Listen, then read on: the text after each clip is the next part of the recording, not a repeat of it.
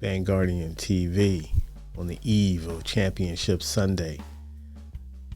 Philadelphia Eagles, Washington Commanders will meet in the Nfc Championship in Philadelphia.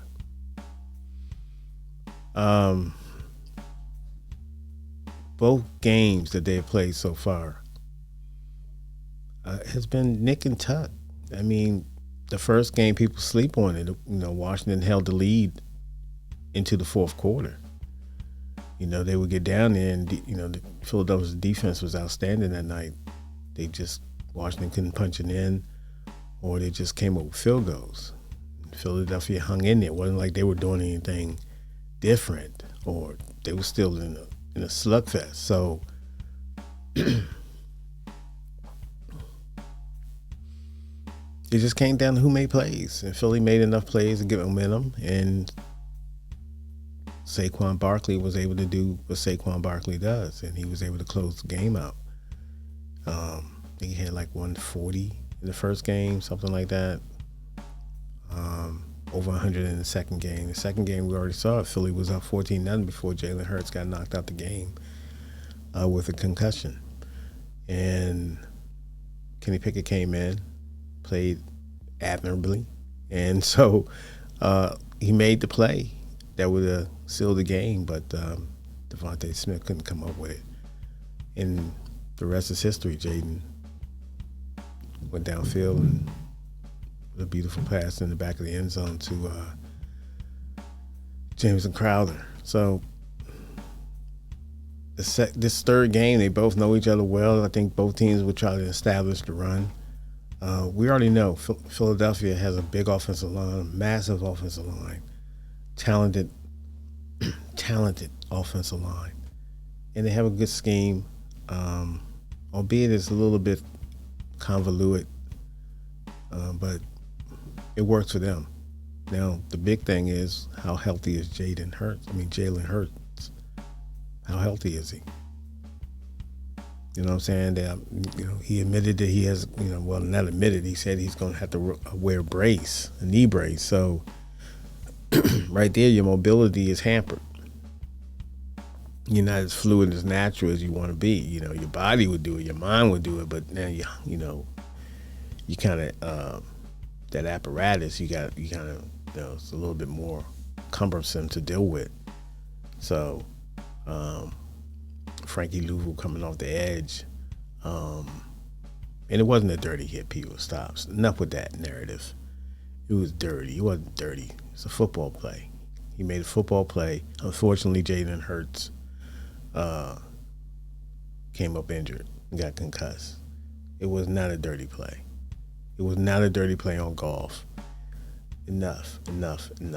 Goff was a blocker at that moment. The referee even explained it as he was, made the call and for targeting or whatever they did, but they explained that situation. So stop with the narratives. It's football play.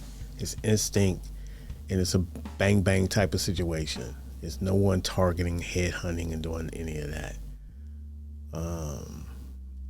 Frankie Lou is a good guy. He's stand-up. He's a very stand-up guy. He's not going to try to go out there and hurt people. That's not his style. He don't have to play that way. He really don't.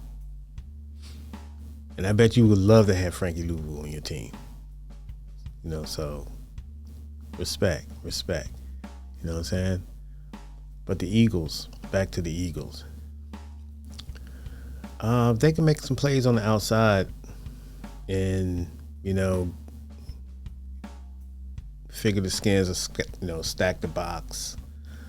If they stack the box, they leave themselves vulnerable to the outside.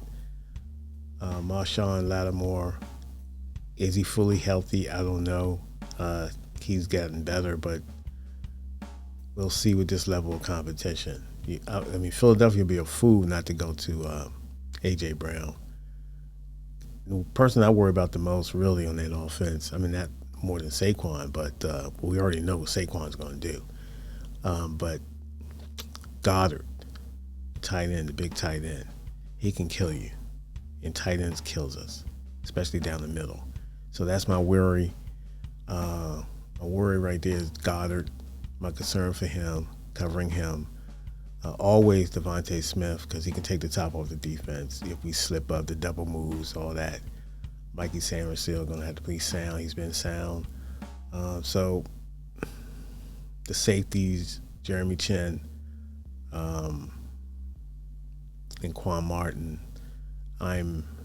they play hard. They play sound. If they could stay on the same page, you know what I mean? So I'm good back there. Now, the key is Barkley. And Barkley is one of those backs. He's a home run hitter. He's strong. He doesn't go down easy. You have to rally to the ball to get him on the ground. Simple as that, but not easy. But that's what you have to do. But he is very talented, and he has a talented offensive line in front of him. And so if he gets any crease, any crack, any cutback, it's off to the races. We already know. Enough said. Jalen Hurts, of course, the quarterback. He can make plays as well. How effective he'll be, we don't know. Quotes in practice amongst players said he looks very mobile, or, very mobile looks. Keyword looks. You don't have anyone, full speed, aggressively trying to hunt you down and sack you and throw you on the ground. So if he goes out there, and our defensive coordinator has already said it, Joe Wilt Jr.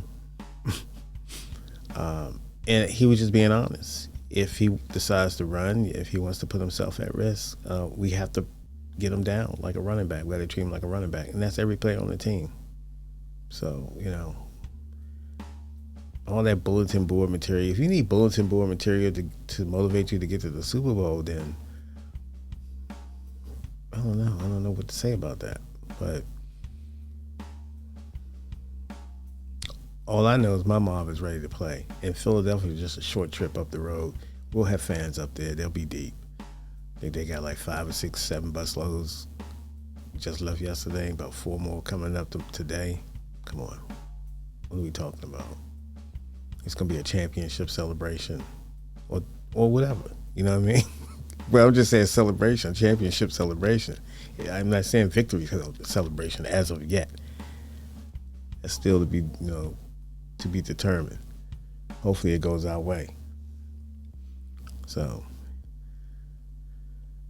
and I didn't even mention enough about JD5. The kid is special. What can you say? You get one of these kids to just know how to play ball. You know what I mean? And it looks, they got he's mastered the quarterback position, the playbook, and so he know what to do. He know what to check into, what to check out of, and he's accurate. He's accurate, and he doesn't.